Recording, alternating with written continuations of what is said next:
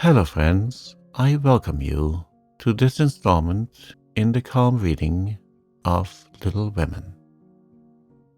Tonight, I shall be reading for you Chapter 10, The PC and PO, as well as Chapter 11, Experiments. Let's find that very special place where you can safely relax.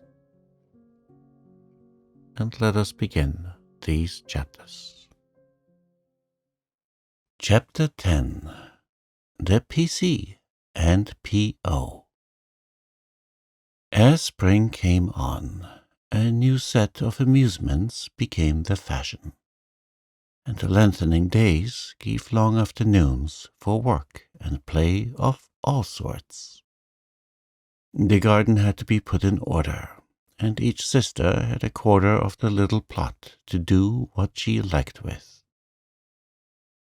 Hannah used to say, "I'd know which each of them gardenings belonged to, if I see 'em in Chinny." And so she might, for the girls' tastes differed as much as their characters. Meg's had roses and heliotrope, myrtle and a little orange tree in it. Jo's bed was never alike 2 seasons, for she was always trying experiments. This year it was to be a plantation of sunflowers, the seeds of which cheerful and aspiring plant were to feed Aunt Cockletop and her family of chicks. Beth had the old-fashioned fragrant flowers in her garden, sweet peas and mignonette, larkspur, pinks, pansies, and southernwood, with chickweed for the birds and catnip for the pussies. Amy had a bower in hers, rather small and earbiggy, but very pretty to look at, with honeysuckle and morning glories hanging their colored horns and bells in graceful wreaths all over it. Tall white lilies, delicate ferns, and as many brilliant, picturesque plants as would consent to blossom there. Gardening, walks, rows on the river, and flower hunts employed the fine days, and for rainy ones they had house diversions, some old, some new, all more or less original. One of these was the PC, for as secret societies were the fashion, it was thought proper to have one. And as all of the girls admired Dickens, they called themselves the Pickwick Club. With a few interruptions, they had kept this up for a year, and met every Saturday evening, in the big garret, on which occasions the ceremonies were as follows. 3 chairs were arranged in a row, before a table on which was a lamp, also 4 white badges, with a big PC in different colors on each, and a weekly newspaper called the Pickwick Portfolio, to which all contributed something, while Jo, who revelled in pens and ink, was the editor. At 7 o'clock the 4 members ascended to the club-room, tied their badges round their heads, and took their seats with great solemnity. Meg, as the eldest, was Samuel Pickwick. Jo, being of a literary turn, Augustus Snodgrass. Beth, because she was round and rosy, Tracy Tupman, and Amy, who was always trying to do what she couldn't, was Nathaniel Winkle. Pickwick, the president, read the paper, which was filled with original tales, poetry, local news, funny advertisements, and hints, in which they good-naturedly reminded each other of their faults and shortcomings. On one occasion, Mr. Pickwick put on a pair of spectacles without any glass, rapped upon the table, hemmed, and having stared hard at Mr. Snodgrass, who was tilting back in his chair till he arranged himself properly, began to read. The Pickwick Portfolio, May 20th, 1800. Poet's Corner, Anniversary Ode. Again we meet to celebrate, with badge and solemn rite, our 52nd anniversary in Pickwick Hall tonight. We all are here in perfect health, none gone from our small band. Again we see each well-known face, and press each friendly hand. Our Pickwick, always at his post, with reverence we greet, as, spectacles on nose, he reads our well-filled weekly sheet. Although he suffers from a cold, we joy to hear him speak, for words of wisdom from him fall, in spite of croak or squeak. Old 6-foot Snodgrass looms on high, with elephantine grace, and beams upon the company, with brown and jovial face. Poetic fire lights up his eye, he struggles 'gainst his lot. Behold ambition on his brow, and on his nose a blot. Next our peaceful Tupman comes, so rosy, plump, and sweet, who chokes with laughter at the puns, and tumbles off his seat. Prim little Winkle, too, is here, with every hair in place, a model of propriety, though he hates to wash his face. The year is gone, we still unite, to joke and laugh and read, and treat the path of literature that doth to glory lead. Long may our paper prosper well, our club unbroken be, and coming years their blessing pour on the useful, gay P.C. A. Snodgrass. The Masked Marriage, a Tale of Venice. Gondola after gondola swept up to the marble steps, and left its lovely load to swell the brilliant throng that filled the stately halls of Count Aldelon. Knights and ladies, elves and pages, monks and flower girls, all mingled gaily in the dance. Sweet voices and rich melody filled the air, and so with mirth and music the masquerade went on. "Has your Highness seen the Lady Viola tonight?" asked a gallant troubadour of the Fairy Queen, who floated down the hall upon his arm. "Yes, is she not lovely, though so sad? Her dress is well chosen too, for in a week she weds Count Antonio, whom she passionately hates. By my faith, I envy him. Yonder he comes, arrayed like a bridegroom, except the black mask. When that is off, we shall see how he regards the fair maid whose heart he cannot win, though her stern father bestows her hand," returned the troubadour. "'Tis whispered that she loves the young English artist who haunts her steps, and is spurned by the old count," said the lady, as they joined the dance. The revel was at its height when a priest appeared, and withdrawing the young pair to an alcove, hung with purple velvet, he motioned them to kneel. Instant silence fell on the gay throng, and not a sound but the dash of fountains or the rustle of orange groves sleeping in the moonlight broke the hush as Count Adelon spoke thus. "My lords and ladies, pardon the ruse by which I have gathered you here to witness the marriage of my daughter. Father, we wait your service." All eyes turned toward the bridal party, and a murmur of amazement went through the throng, for neither bride nor groom removed their masks.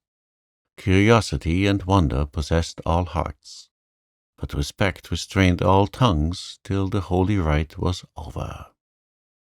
Then the eager spectators gathered round the Count, demanding an explanation. "Gladly would I give it, if I could, but I only know that it was the whim of my timid Viola, and I yielded to it. Now, my children, let the play end. Unmask and receive my blessing." But neither bent the knee, for the young bridegroom replied in a tone that startled all listeners as the mask fell, disclosing the noble face of Ferdinand Devereux, the artist-lover, and, leaning on the breast where now flashed the star of an English earl, was the lovely Viola, radiant with joy and beauty. "My lord, you scornfully bade me claim your daughter, when I could boast as high a name and vast a fortune as the Count Antonio. I can do more, for even your ambitious soul cannot refuse the Earl of Devereux, and De Vere, when he gives his ancient name and boundless wealth in return for the beloved hand of this fair lady, now my wife." The Count stood like one changed to stone, and turning to the bewildered crowd, Ferdinand added, with a gay smile of triumph, "To you, my gallant friends, I can only wish that your wooing may prosper as mine has done, and that you may all win as fair a bride as I have by this masked marriage. S. Pickwick." Why is the PC like the Tower of Babel? It is full of unruly members. The history of a squash. Once upon a time, a farmer planted a little seed in his garden, and after a while it sprouted and became a vine and bore many squashes. One day in October, when they were ripe, he picked one and took it to market. A grocerman bought and put it in his shop. That same morning, a little girl in a brown hat and blue dress with a round face and snub nose went and bought it for her mother. She lugged it home, cut it up, and boiled it in a big pot, mashed some of it with salt and butter for dinner. And to the rest she added a pint of milk, 2 eggs, 4 spoons of sugar, nutmeg, and some crackers, put it in a deep dish, and baked it till it was brown and nice, and next day it was eaten by a family named March. T. Tupman. "Mr. Pickwick, sir, I address you upon the subject of sin. The sinner, I mean, is a man named Wickle, who makes trouble in his club by laughing, and sometimes won't write his piece in this fine paper.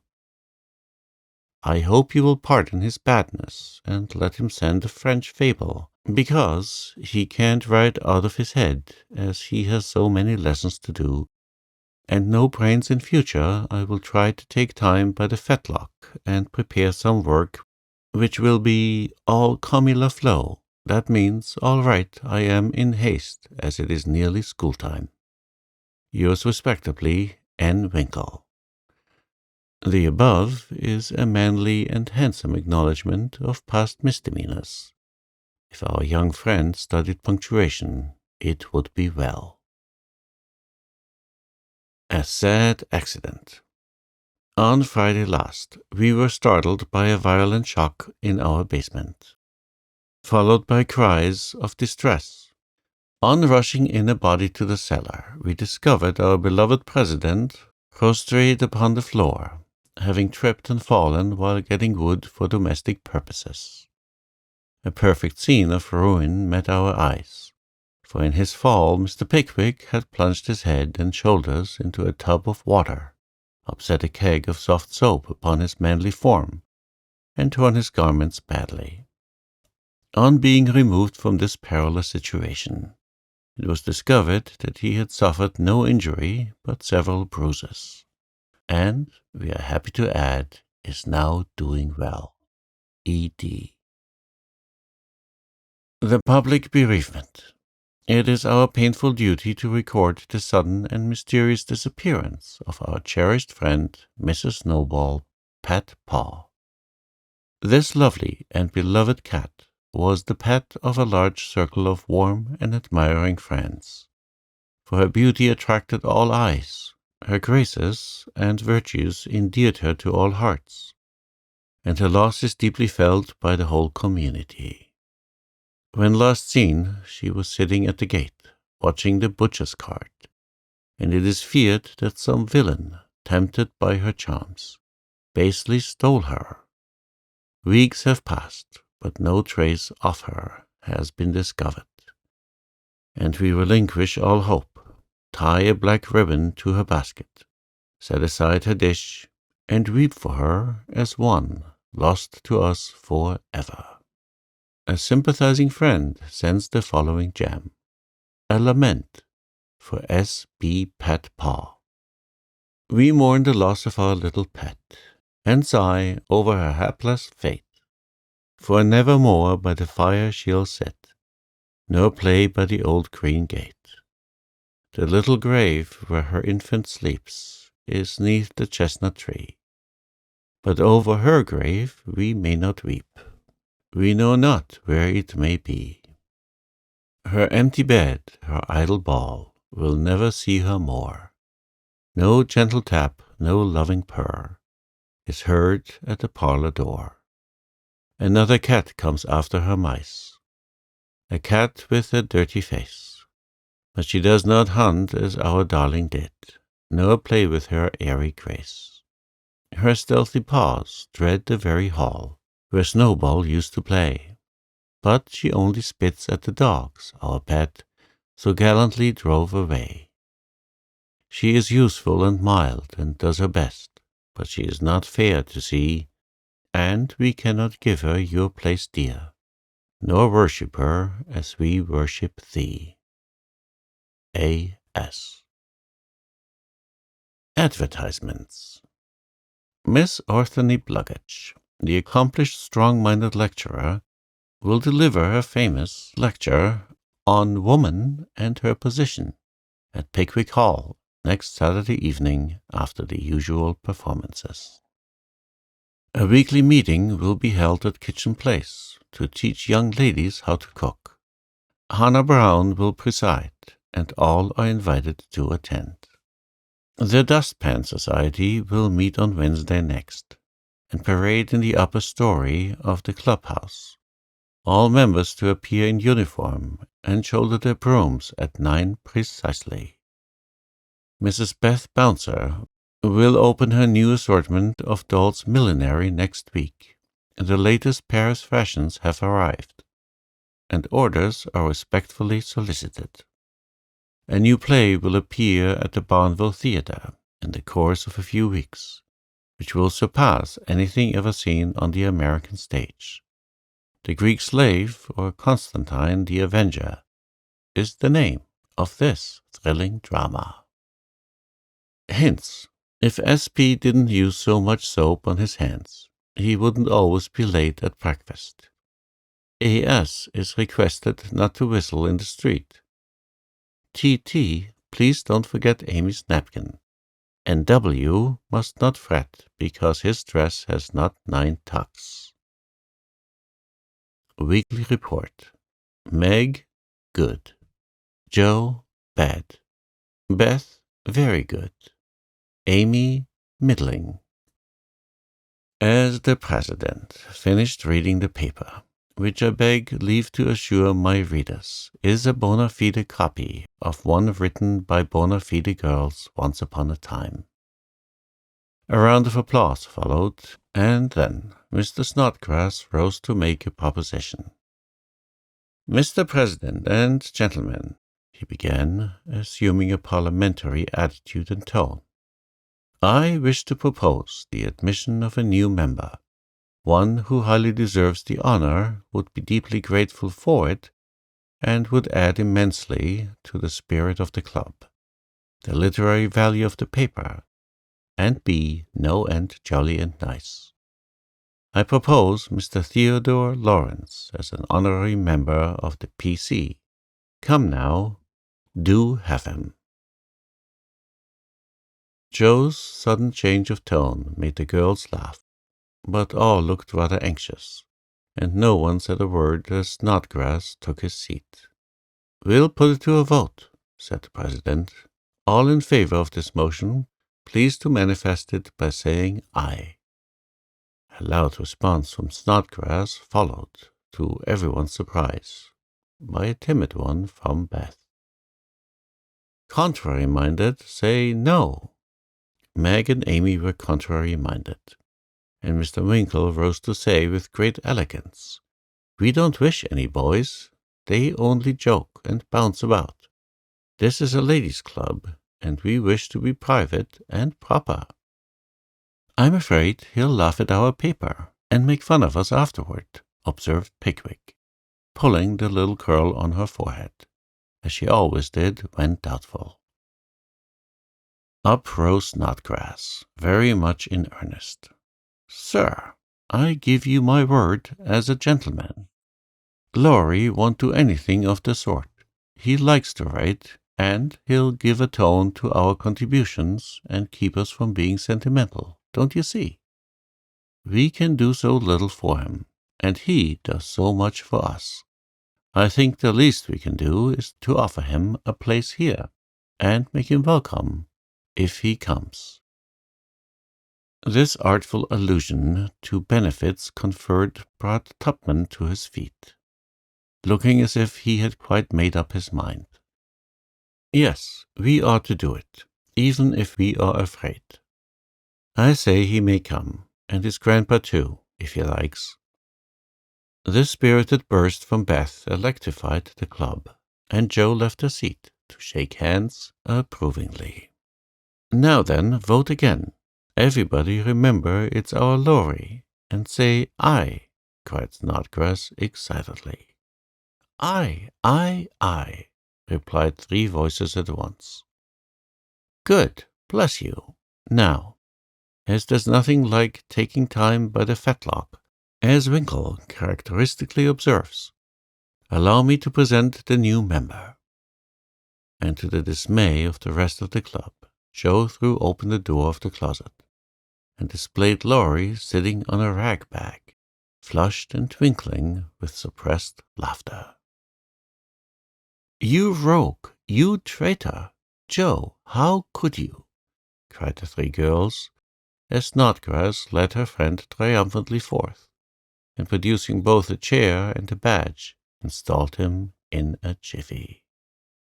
"The coolness of you 2 rascals is amazing," began Mr. Pickwick, trying to get up an awful frown and only succeeding in producing an amiable smile.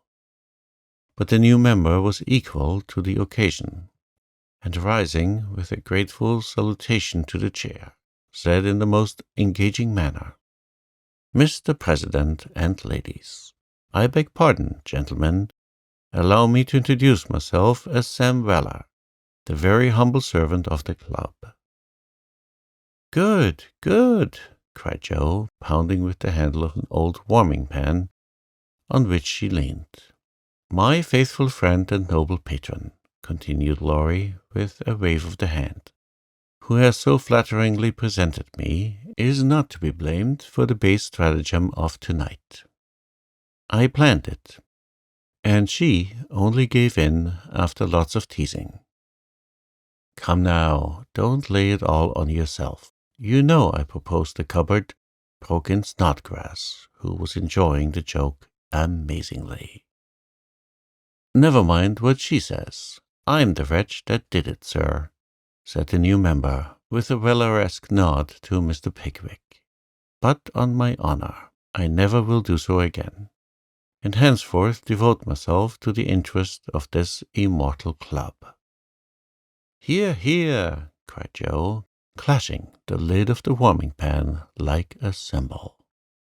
Go on," added Winkle and Tupman, while the president bowed benignly. "I merely wish to say that as a slight token of my gratitude for the honor done to me, and as a means of promoting friendly relations between adjoining nations, I have set up a post office in the hedge in the lower corner of the garden, a fine, spacious building with padlocks on the doors and every convenience for the males, also the females, if I may be allowed the expression. It's the old Martin house, but I've stopped up the door and made the roof open, so it will hold all sorts of things, and save our valuable time. Letters, manuscripts, books, and bundles can be passed in there, and as each nation has a key, it will be uncommonly nice, I fancy. Allow me to present the club key, and with many thanks for your favor, take my seat. Great applause as Mr. Weller deposited a little key on the table and subsided. The warming pan clashed and waved wildly, and it was some time before order could be restored. A long discussion followed, and everyone came out surprising, for everyone did her best. So it was an unusually lively meeting, and did not adjourn till a late hour. When it broke up, with 3 shrill cheers for the new member. No one ever regretted the admittance of Sam Weller, for a more devoted, well-behaved, and jovial member no club could have. He certainly did add spirit to the meetings and a tone to the paper, for his orations convulsed his hearers, and his contributions were excellent, being patriotic, classical, comical, or dramatic, but never sentimental. Joe regarded them as worthy of Bacon, Milton, or Shakespeare, and remodeled her own works with good effect, she thought. The P.O. was a capital little institution, and flourished wonderfully, for nearly as many queer things passed through it as through the real post office. Tragedies and cravats, poetry and pickles, garden seeds and long letters, music and gingerbread, robbers, invitations, scoldings, and puppies. The old gentleman liked the fun, and amused himself by sending odd bundles, mysterious messages, and funny telegrams, and his gardener, who was smitten with Hannah's charms, actually sent a love letter to Joe's care.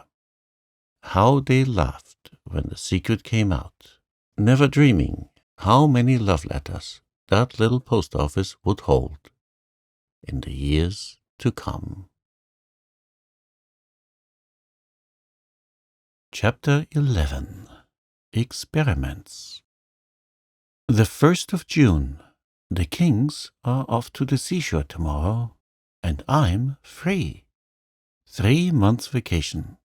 How I shall enjoy it, exclaimed Meg, coming home one warm day, to find Joe laid upon the sofa in an unusual state of exhaustion, while Beth took off her dusty boots, and Amy made lemonade for the refreshment of the whole party.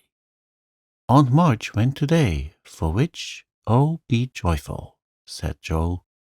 I was mortally afraid she'd ask me to go with her. If she had, I should have felt as if I ought to do it. But Plumfield is about as gay as a churchyard, you know, and I'd rather be excused. We had a flurry getting the old lady off, and I had a fright every time she spoke to me, for I was in such a hurry to be through that I was uncommonly helpful and sweet, and feared she'd find it impossible to part from me. I quaked till she was fairly in the carriage, and had a final fright, for as it drove off, she popped out her head, saying, Josephine, won't you? I didn't hear any more, for I basely turned and fled. I did actually run, and whisked round the corner where I felt safe.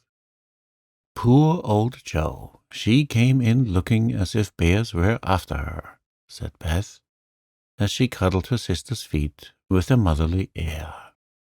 Aunt March is a regular samphire, is she not? Observed Amy, tasting her mixture critically. She means vampire, not seaweed, but it doesn't matter. It's too warm to be particular about one's parts of speech, murmured Jo. What shall you do all your vacation? Asked Amy, changing the subject with tact. I shall lie abed late, and do nothing," replied Meg from the depths of her rocking chair. "I've been routed up early all winter and had to spend my days working for other people. So now I'm going to rest and revel to my heart's content." "No," said Joe, "that dozy way won't suit me. I've laid in a heap of books, and I'm going to improve my shining hours reading on my perch in the old apple tree when I'm not having "Don't say larks," implored Amy as a return snub for the samphire correction. "I'll say nightingales, then, with Laurie. That's proper and appropriate, since he's a warbler." "Don't let us do any lessons, Beth, for a while, but play all the time and rest, as the girls mean to," proposed Amy. "Well, I will, if Mother doesn't mind. I want to learn some new songs, and my children need fitting up for the summer. They are dreadfully out of order, and really suffering for clothes." "Maybe, Mother," asked Meg, turning to Mrs. March, who sat sewing in what they called Marmy's Corner, "you may try your experiment for a week and see how you like it. I think by Saturday night you will find that all play and no work is as bad as all work and no play." "Oh, dear, no! It will be delicious, I'm sure," said Meg complacently. "I now propose a toast, as my friend and partner Sari Gamp says. Fun forever and no grubbing," cried Joe, rising, glass in hand, as the lemonade went round. They all drank it merrily, and began the experiment by lounging for the rest of the day. Next morning Meg did not appear till 10 o'clock. Her solitary breakfast did not taste good, and the room seemed lonely and untidy, for Joe had not filled the vases, Beth had not dusted, and Amy's books lay scattered about. Nothing was neat and pleasant but Marmy's Corner, which looked as usual, and there Meg sat, to rest and read, which meant to yawn and imagine what pretty summer dresses she would get with her salary. Joe spent the morning on the river with Laurie, and the afternoon reading and crying over The Wide, Wide World up in the apple tree.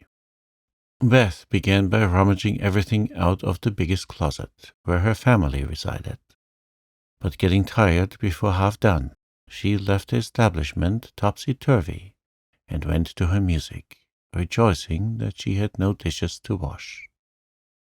Amy arranged her bower, put on her best white frock, smoothed her curls, and sat down to draw under the honeysuckle, hoping someone would see and inquire who the young artist was. As no one appeared but an inquisitive Daddy Longlegs, who examined her work with interest, she went to walk, got caught in a shower, and came home dripping. At tea-time they compared notes, and all agreed that it had been a delightful, though unusually long, day. Meg, who went shopping in the afternoon and got a sweet blue muslin, had discovered, after she had cut the breadths off, that it wouldn't wash, which mishap made her slightly cross. Joe had burnt the skin off her nose boating, and got a raging headache by reading too long. Beth was worried by the confusion of her closet and the difficulty of learning 3 or 4 songs at once, and Amy deeply regretted the damage done her frock, for Kathy Brown's party was to be next day, and now, like Flora McFlimsy, she had nothing to wear. But these were merely trifles, and they assured their mother that the experiment was working finely.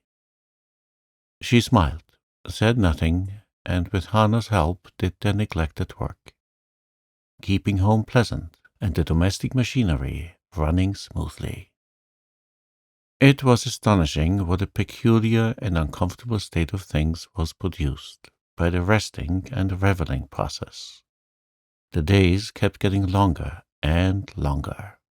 The weather was unusually variable, and so were tempers. An unsettled feeling possessed everyone, and Satan found plenty of mischief for the idle hands to do. As the height of luxury, Meg put out some of her sewing, and then found time hang so heavily that she fell to snipping and spoiling her clothes in her attempts to furbish them up a la Moffat. Jo read till her eyes gave out, and she was sick of books, got so fidgety that even good-natured Laurie had a quarrel with her, and so reduced in spirits that she desperately wished she had gone with Aunt March. Beth got on pretty well, for she was constantly forgetting that it was to be all play and no work, and fell back into her old ways now and then. But something in the air affected her, and more than once her tranquillity was much disturbed, so much so that on one occasion she actually shook poor dear Joanna, and told her she was "afright." Amy fared worst of all, for her resources were small, and when her sisters left her to amuse herself, she soon found that accomplished and important little self a great burden. She didn't like dolls, fairy tales were childish, and one couldn't draw all the time.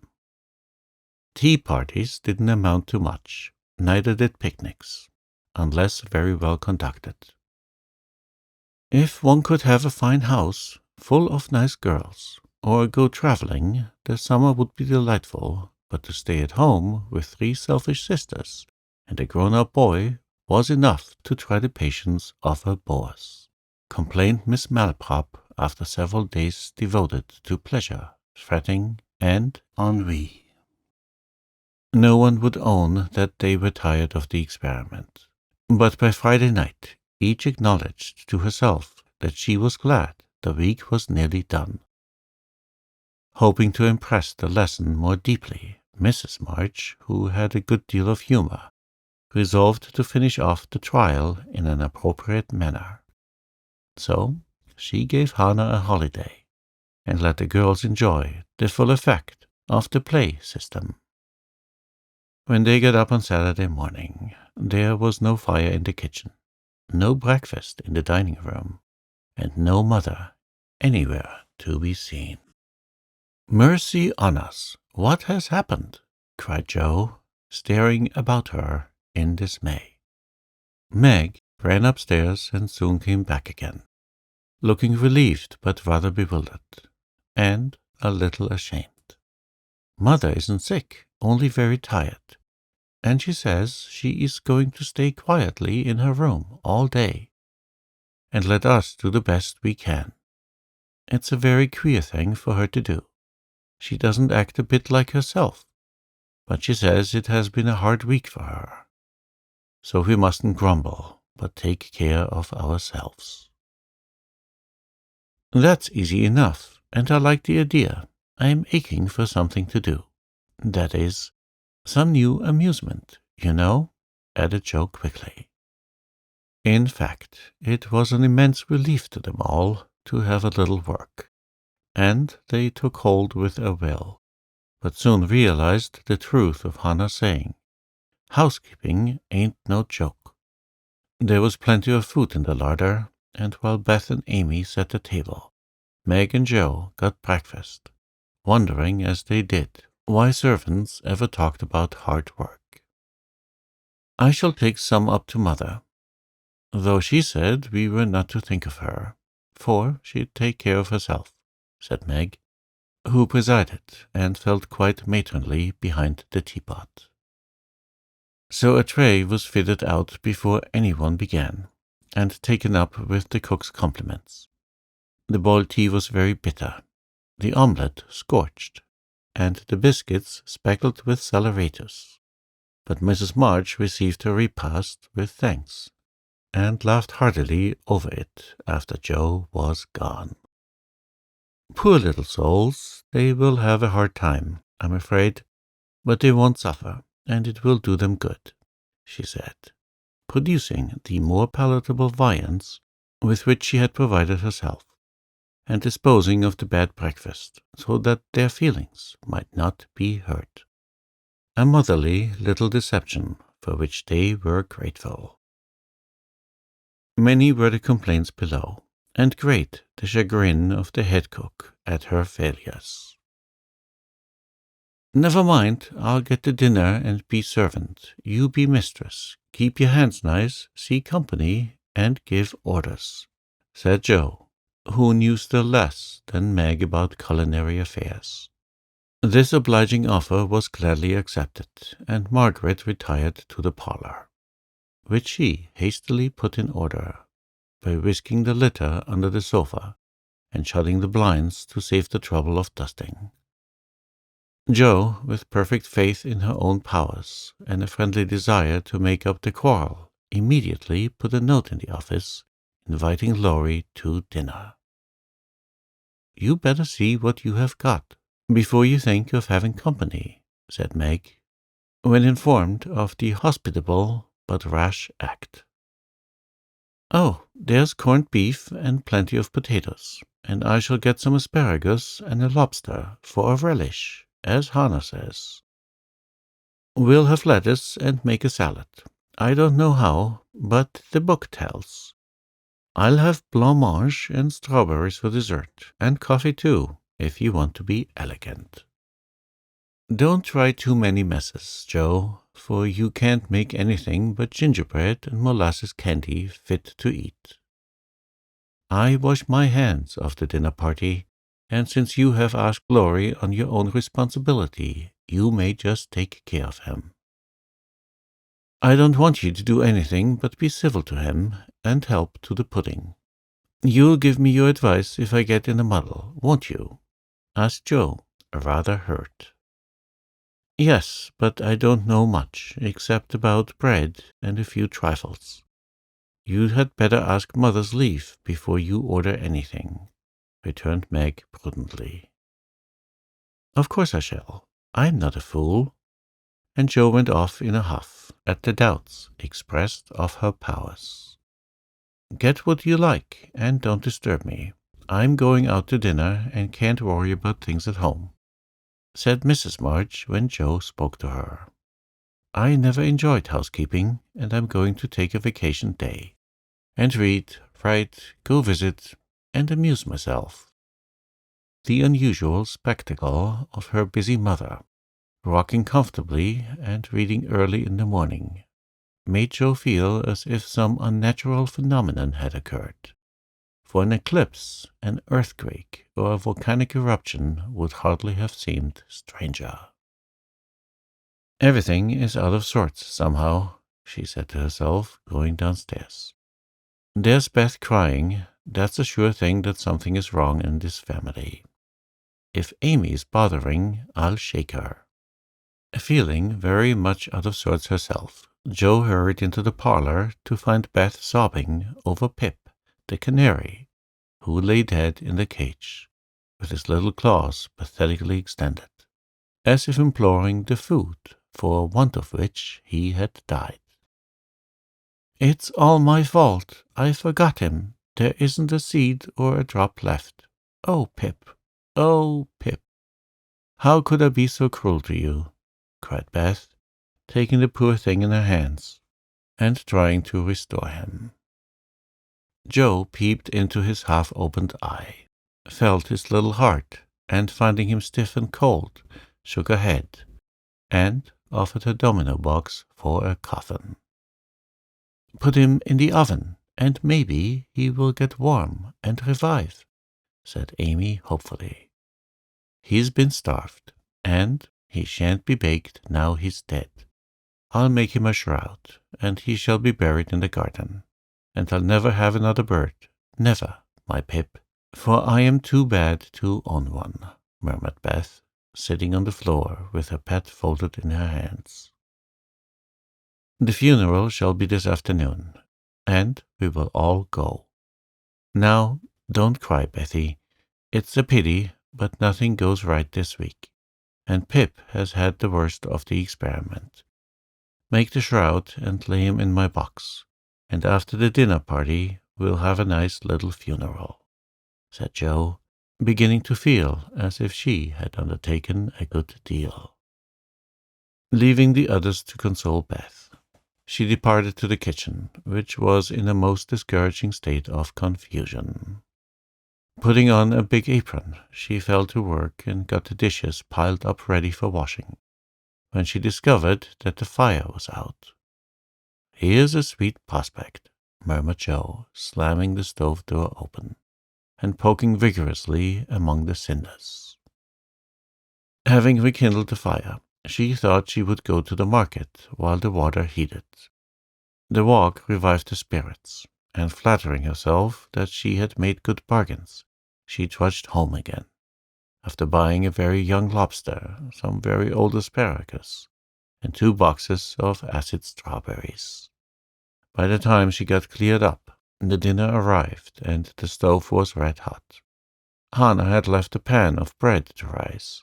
Meg had worked it up early, set it on the hearth for a second rising, and forgot it.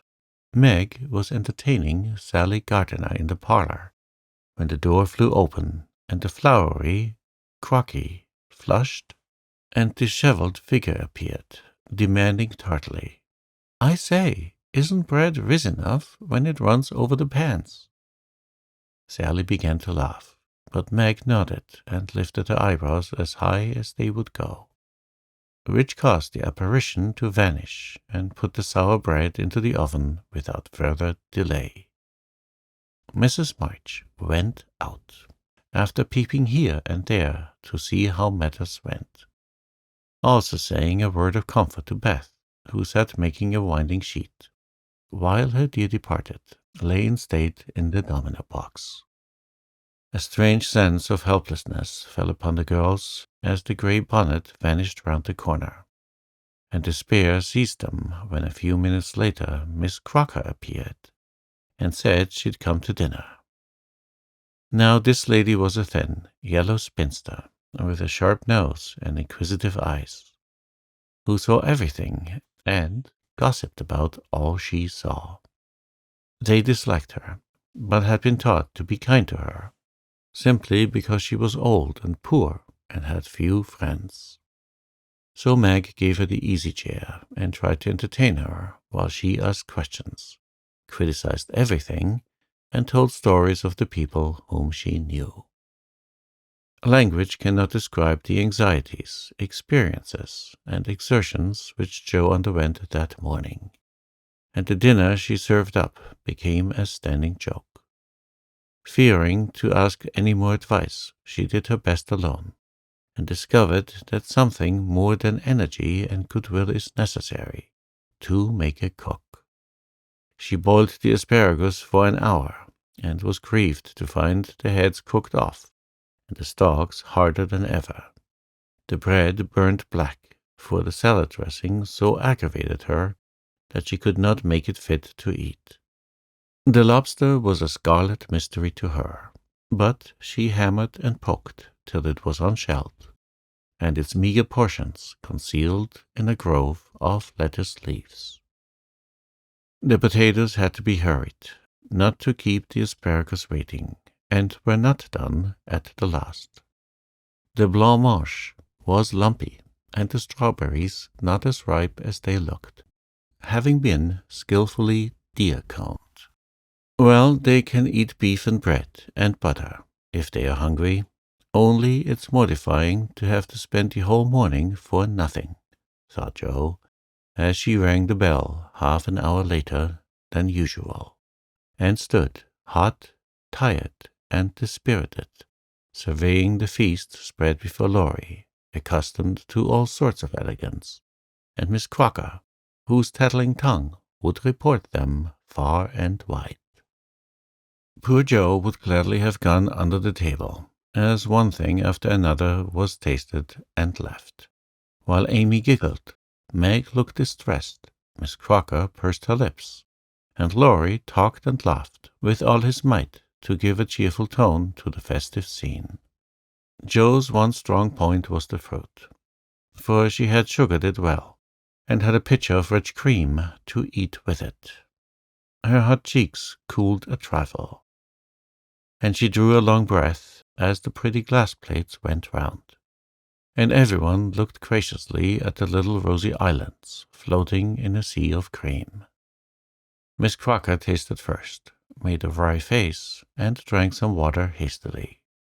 Joe, who refused, thinking there might not be enough, for they dwindled sadly after the picking over, glanced at Laurie, but he was eating away manfully, though there was a slight pucker about his mouth, and he kept his eye fixed on his plate. Amy, who was fond of delicate fare, took a heaping spoonful, choked, hid her face in her napkin, and left the table precipitately. "Oh, what is it?" exclaimed Joe, trembling. "Salt instead of sugar, and the cream is sour," replied Meg with a tragic gesture. Joe uttered a groan and fell back in her chair, remembering that she had given a last hasty powdering to the berries out of one of the 2 boxes on the kitchen table, and had neglected to put the milk in the refrigerator. She turned scarlet, and was on the verge of crying when she met Laurie's eyes, which would look merry, in spite of his heroic efforts. The comical side of the affair suddenly struck her, and she laughed till the tears ran down her cheeks. So did everyone else, even Croaker, as the girls called the old lady. And the unfortunate dinner ended gaily, with bread and butter, olives, and fun. "I haven't strength of mind enough to clear up now, so we will sober ourselves with a funeral," said Joe, as they rose, and Miss Crocker made ready to go, being eager to tell the new story at another friend's dinner table. And they did sober themselves for Beth's sake, and Laurie dug a grave under the ferns in the grove.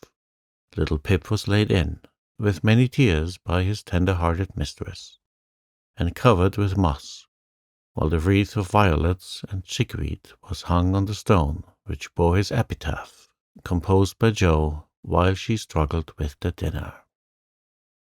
Here lies Pip March, who died the 7th of June, loved and lamented sore, and not forgotten soon. At the conclusion of the ceremonies, Beth retired to her room, overcome with emotion and lobster. But there was no place of repose, for the beds were not made, and she found her grief much assuaged by beating up the pillows and putting things in order. Meg helped Joe clear away the remains of the feast, which took half the afternoon, and left them so tired that they agreed to be content with tea and toast for supper. Laurie took Amy to drive, which was a deed of charity, for the sour cream seemed to have had a bad effect upon her temper. Mrs. March came home to find the 3 older girls hard at work in the middle of the afternoon, and a glance at the closet gave her an idea of the success of one part of the experiment. Before the housewives could rest, several people called, and there was a scramble to get ready to see them. Then tea must be got, errands done, and 1 or 2 necessary bits of sewing neglected until the last minute. As twilight fell, dewy and still, one by one they gathered on the porch where the June roses were budding beautifully, and each groaned or sighed as she sat down, as if tired or troubled. "What a dreadful day this has been," began Joe, usually the first to speak. "It has seemed shorter than usual, but so uncomfortable," said Meg. "Not a bit like home," added Amy. "It can't seem so without Marmee and little Pip," sighed Beth, glancing with full eyes at the empty cage above her head. "Here's Mother, dear, and you shall have another bird tomorrow, if you want it." As she spoke, Mrs. March came and took her place among them, looking as if her holiday had not been much pleasanter than theirs. Are you satisfied with your experiment, girls, or do you want another week of it?" she asked, as Beth nestled up to her and the rest turned toward her with brightening faces, as flowers turn toward the sun. "I don't," cried Joe decidedly. "Nor I," echoed the others. "You think, then, that it is better to have a few duties and live a little for others, do you?" "Lounging and larking doesn't pay," observed Joe, shaking her head. "I'm tired of it and mean to go to work at something right off." "Suppose you learn plain cooking. That's a useful accomplishment which no woman should be without," said Mrs. March, laughing inaudibly at the recollection of Joe's dinner party, for she had met Miss Crocker and heard her account of it. "Mother, did you go away and let everything be, just to see how we'd get on?" cried Meg, who had had suspicions all day. "Yes, I wanted you to see how the comfort of all depends on each doing her share faithfully. While Hannah and I did your work, you got on pretty well, though I don't think you were very happy or amiable. So I thought, as a little lesson, I would show you what happens when everyone thinks only of herself. Don't you feel that it is pleasanter to help one another, to have daily duties which make pleasure sweet when it comes, and to bear and forbear, that home may be comfortable and lovely to us all?" "We do, Mother, we do," cried the girls. "Then let me advise you to take up your little burdens again. For though they seem heavy sometimes, they are good for us, and lighten as we learn to carry them. Work is wholesome, and there is plenty for everyone. It keeps us from ennui and mischief, is good for health and spirits, and gives us a sense of power and independence better than money or fashion. We'll work like bees, and love it too. See if we don't," said Joe. "I'll learn plain cooking for my holiday task, and the next dinner party I have shall be a success. I'll make a set of shirts for Father instead of letting you do it, Mommy. I can and I will, though I'm not fond of sewing. That will be better than fussing over my own things, which are plenty nice enough as they are," said Meg. "I'll do my lessons every day, and not spend so much time with my music and dolls. I am a stupid thing, and ought to be studying, not playing," was Beth's resolution, while Amy followed their example by heroically declaring, "I shall learn to make buttonholes and attend to my parts of speech." "Very good. Then I am quite satisfied with the experiment, and fancy that we shall not have to repeat it. Only don't go to the other extreme and delve like slaves. Have regular hours for work and play. Make each day both useful and pleasant, and prove that you understand the worth of time by employing it well. Then youth will be delightful, old age will bring few regrets, and life will become a beautiful success, in spite of poverty. We'll remember, Mother." And they did.